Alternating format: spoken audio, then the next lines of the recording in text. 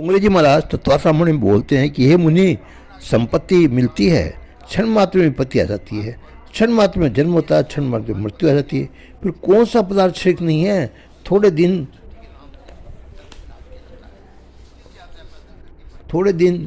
बाल्यावस्था, थोड़े दिन जवानी, फिर थोड़े दिन वृद्धावस्था। इस प्रकार देह में एक रूपता नहीं हो तो फिर बाहर की वस्तु में एक रूपता रहने का क्या भरोसा? जिसमें फेर फार न हो, ऐसा एक ही पदार्थ इस संसार में देखने में नहीं आता है। संसार में एक ही पदार्थ परिणाम में विनाशी होने से परिपूर्ण हो सकता नहीं। परिपूर्ण तो एक परमात्मा है। परमात्मा को जो पहचानता है, प्रभु के साथ मन को जो तदाकार करता है, और जब जीव परमात्मा का बनकर परिपूर्ण होता है तभी जीवन सफल होता है। जीव जब तक संपूर्ण अपूर्ण है तब तक उसे शांति मिलती नहीं। इसलिए राम जी कहते हैं, मेरे चित्त में विवेक जागृत हुआ है, मुझे विषयों के प्रति घृणा हुई है, मुझे सब भोगों की इच्छा नहीं रही। स्त्री, संपत्ति, राज्य, सुख, घूमना फिरना, भोगना, योग भोग भोगना, ये कोई मुझे सुख दे सके ऐसा नहीं रहा। मेरे मन को शांति चाहिए। मेरा अहंकार गल गया है। ये बाल्यावस्था में शुद्ध बुद्धि से चित्त का उपाय नहीं हो तो पीछे इसका अवसर ही कहाँ आता है। युवावस्था में जिसको वैराग्य आवे, जवान में जो संयम करके भक्ति करे, उसे वृद्धावस्था में भगवान की प्राप्ति होती है। वृद्धावस्था में शरीर में शक्ति रहती नहीं। इस अवस्था में मनुष्य भक्ति नहीं कर सकता। तपस्या जवानी में ही होती है। शरीर दुर्लभ होने के बाद ब्रह्मचर्य पालने का कोई अर्थ नहीं है। वृद्धावस्था में वैराग्य आवे, ये सच्चा वैराग्य नहीं है। वैराग्य परीक्षा जवानी में ही होती है।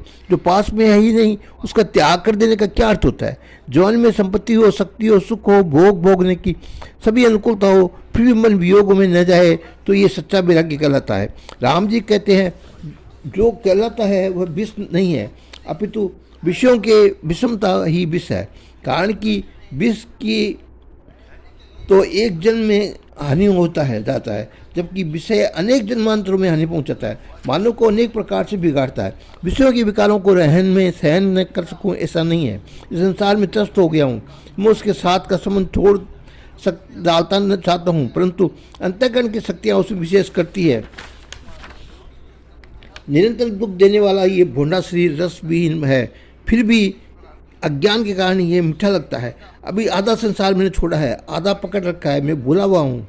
मुझ में अव्यवस्था आ गई है और इसे संसार का परमार्थ दोनों प्रकार के सुख खो गए हैं।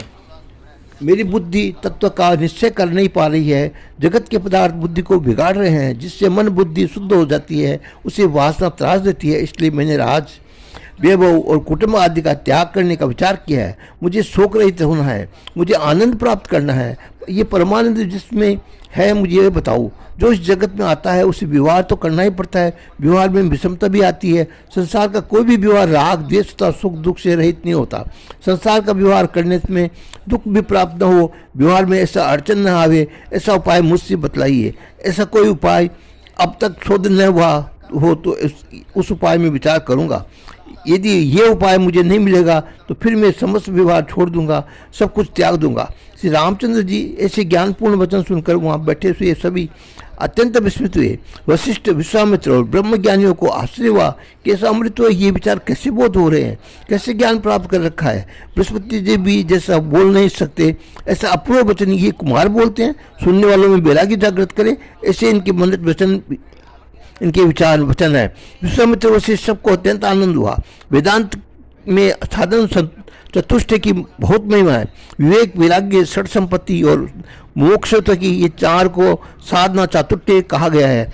संसार सारा सार को नित्यानित्य वस्तु को परखने वाले विबोध को विवेक कहते हैं। संसार में विषयों में आसक्ति अनासक्ति इसको वैराग्य कहते हैं। सम, दम, उपरति, तिथिता, श्रद्धा और समाधान ये षड सम्मति कहलाती है। मोक्ष के लिए जीव आतुरता को मुमुक्ष कहते हैं। जिसको ब्रह्म ज्ञान प्राप्त करना है उसे इन साधनों में प्रथम स्थिर होना चाहिए, आवश्यक है। राम जी में ये सर्वसाध्य प्रकट रूप से देखे जाते हैं। विश्वामित्र राम जी ने कहा कि हे राम, जो जानने योग्य है वो सब कुछ तो तुम जान नहीं चुके हो।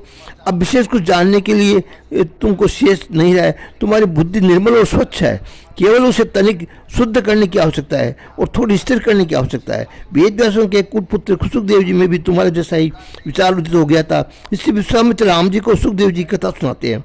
सुखदेव जी वेद व्यास जी के पुत्र थे। ये मन में इस संसार की स्थिति का अत्यंत विचार करने लगे। विचार करते करते सुखदेव जी से विवेक जागृत हो गया। विवेक से बहुत विचार करते करते अधिक समय में उनकी समसत्य की प्राप्ति हुई। सुखदेव जी को संसार मिथ्या लगा, संसार के प्रति उनका वैराग्य हो गया। जिस प्रकार की परमता सत्य प्राप्त होने से तुम्हारे अंदर भी आज वैराग्य जमा हुआ है। ये परम सत्य तुमने जिस प्रकार अपने आप ही प्राप्त किया था, परंतु उसमें जिस प्रकार तुमको विश्वास नहीं आया, नहीं उसी प्रकार सुखदेव जी को विश्वास नहीं आया। उससे उनकी बुद्धि स्थिर होती नहीं थी। तब एकांत में ध्यान करके अपने पिता वेद व्यास जी से सुखदेव जी ने पूछा, हे मुनि, ये संसार प्रपंच किस प्रकार उत्पन्न हुआ, किसने इसको उत्पन्न किया और किसने ये शांत किया था। वेद व्यास जी ने सुखदेव जी को यथार्थ उपदेश दिया। तब सुखदेव जी के मन में विचार आया कि ये तो पहले से ही जानता हूँ, पिताजी पुत्र में फंसे हुए हैं, माया में फंसे हुए, इसलिए ऐसा लगता है कि उनका ज्ञान परिपूर्ण है। इसी से मैं तो कुछ जानता हूँ, उससे आगे कुछ विशेष ये कह सके नहीं। सुखदेव जी को पिताजी के वचन संतोष नहीं हुआ। घर का लड़का डॉक्टर हो गया तो घर वालों को जल्दी विश्वास होता नहीं है। बाहर का डॉक्टर दुआ करे उससे संतोष हो जाता है। रक्त का संबंध ही ऐसा है। रक्त के संबंध के कारण सुखदेव जी को वेद व्यास जी के वचन सत्य प्रतीत नहीं हुए। तब वेद व्यास जी ने सुखदेव जी को सत्य जानने के लिए राजा जनक के पास भेजा। सुखदेव जी मिथिला नगरी में गए और जनक राजा के महल के दरवाजे पर जाकर खड़े हो गए। अंदर संदेश भेजा। जनक राजा ने सुखदेव को परीक्षा प्रारंभ की। 7 दिन तक सुखदेव जी द्वार पर खड़ा रहा। सुखदेव जी ने सब शिष्यों की योग्यता प्रदर्शित की। 7 दिनों तक ये दिन उनके द्वार के आगे खड़े रहे। जनक राजा को विश्वास हुआ कि सुखदेव भी सच्चे जिज्ञासु है। फिर भी उन्होंने सुखदेव जी को और अधिक परीक्षा ली। 8वें दिन जनक राजा की आज्ञा से राजा के सेवक सुखदेव जी को वेश्याओं के पास ले गए। वेश्याओं के मिष्ठान, संगीत, नाच गान, हाथ भाव तथा अनेक प्रकार के मोक्ष पदार्थों से सुखदेव जी को ललचाने के लिए 7 दिनों तक अथक प्रयास किया, परंतु सुखदेव जी संपूर्ण रूप से निर्विकार रहे। सुखदेव जी जनक राजा की परीक्षा में उत्तीर्ण हुए। वे जितेंद्र थे, वीतराग थे, उनके अंदर सच्चा वैराग्य जागृत हुआ था। राजा बहुत प्रसन्न। सुखदेव जी को बुलाकर पूछा, सुखदेव जी तुम्हारी क्या इच्छा है। सुखदेव जी ने अत्यंत प्रश्न व्यास जी से किया था, वही जनक राजा से किया। प्रत्युत्तर एक ही था। जनक राजा ने वही कहा जो व्यास जी ने कहा। तब सुखदेव जी ने कहा, हे श्रेष्ठम, प्रथम ये इस विषय को मैंने मिले हुए ज्ञान से जाना। पीछे पिताजी से पूछने पर उन्होंने भी यही बात कही, तुमने भी वही कही है। शास्त्र तो भी यही कहते हैं। ये दुष्ट संसार जैसा ये दुष्ट मन उत्पन्न हुआ है। मन है तभी इस तक संसार है। मन मर जाए तो संसार मिट जाएगा। मन मरने से मुक्ति मिल जाती है। ये जो मन जाना जा है, क्या ये सच्चा है? मेरा चित्त अविश्वास के भ्रमित हो रहा है। तुम्हारे वचनों से मेरा विश्वास है, तुम्हारे वचनों से मेरा अविश्वास नाश को प्राप्त हुआ और मेरी बुद्धि स्थिर होगी। राजा जनक ने कहा, हे सुखदेव, इससे अधिक कुछ ही जानने को नहीं है। जो कुछ जानने योग्य है वह तुमने स्वयं ही जान लिया है। सर्वत्र एक अखंड चैतन्य रूप परमात्मा को ये सत्ता है। आत्मा बिना अन्य कुछ है ही नहीं। आत्मा स्वयं के संकल्प से लेकर बंधा हुआ है। संकल्प रहित हो तो मुक्ति हो जाता है। इस प्रकार संकल्प में उत्पन्न हुआ है। तुमको तो इस संसार का एक भी भोग भोगने पहले योग्य वैराग्य हो गया है। तुमको कोई अच्छा नहीं, कोई वासना नहीं, तुम्हारी कोई संकल्प नहीं। तुमको तो जैसी पूर्णता होती है वैसे ही तुम्हारे पिता की भी प्राप्त होती है। अब तुमको दूसरा क्या जानने को बाकी है? तुम व्यास जी के पुत्र हो, फिर मेरे शिष्य हो, मैं तुम्हारा गुरु हुआ हूँ। पिताजी की अपेक्षा गुरु अधिक है। जो प्राप्त करने योग्य है वह तुमने प्राप्त कर लिया। ये ब्राह्मण तुम मुक्त ही हो, इसलिए भ्रांति छोड़ो। परमानंद आनंद राजा जनक राजा के दुखदेव जी के जाने की आज्ञा दी। सुखदेव जी ने राजा गुरु दक्षिणा जानने को बताया। राजा जनक तो जीवन मुक्त थे, परिपूर्ण थे। उनको किस वस्तु की जरूरत थी? उन्होंने कहा, मुझको किसी वस्तु की आवश्यकता नहीं है, फिर भी तुम्हें गुरु दक्षिणा देनी है तो जो इस जगत में जो निरुपयोगी वस्तु हो वो मुझको दे दो। सुखदेव जी ने विचार करने लगे, जगत में निरुपयोगी वस्तु क्या है? बहुत विचार कर अंत में ऐसा निर्णय करके आए कि जगत में सबसे निरुपयोगी वस्तु तो मिट्टी है। सुखदेव जी मिट्टी लेने के लिए नीचे गए, तब मिट्टी में से ध्वनि आई, तुम मुझको निरुपयोगी समझते हो? मेरा तो बहुत उपयोग होता है। अन्न में उत्पन्न करती हूँ, गंध मुझ में प्राप्त होती है, घड़ा आदि पात्र मुझसे बनता है। सुखदेव जी ने मिट्टी फेंक दी। पत्थर उठाने लगे। पत्थर ने का आवाज़ आई कि मैं निरुपयोगी हूँ, कहना नहीं योग्य हूँ। लोग मेरे मकान बनाते हैं, मेरे द्वारा अनाज पीसते हैं, मेरे अनेक उपयोग होते हैं। सुखदेव जी विचार करने लगे, मिट्टी तथा पत्थर ही भी हीन ऐसी कौन सी वस्तु है हो सकती है? इतने में उनकी नज़र घुरे पर पड़ी, विष्ठा पर पड़ी। सुखदेव जी विचार करने किया कि ये ठीक है, ये की निरुपयोगी वस्तु, कोई इसको घर में रखता नहीं है, सभी इसको बाहर फेंक देते हैं, किसी को उपयोग यहाँ आती नहीं है।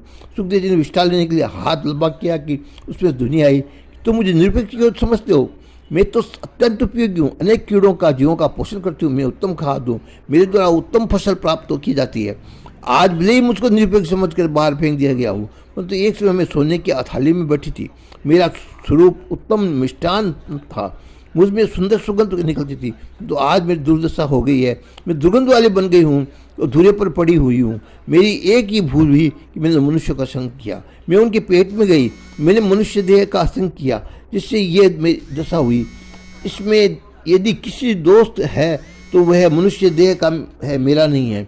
सुखदेव जी ध्यान में आ गया कि सबसे निरपेक्ष वस्तु ही देहमान है। मैं पुरुष हूँ, मैं स्त्री हूँ, मैं ये हूँ, मैं वो हूँ। ये देहमान सबसे अधिक निरुपयोगी है, इसके रहने पर यही सबसे अधिक उपद्रव करता है। ये देवमान ही मनुष्य का बांध कर संसार रखता है। देवमान फेंक दे तो मनुष्य मुक्त हो जाता है। सुखदेव जी के एक क्षण में देवमान दूर हो किया और अपने आप को राजा जनक के चरणों में समर्पित कर दिया। राजा जनक ने कहा, ब्राह्मण गुरु दीक्षा मिल गई, तुम कृतार्थ हो, तुम परिपूर्ण हो, तुम मुक्त हो। आगे की कथा सुनाए, तब तक के लिए जय सिया राम।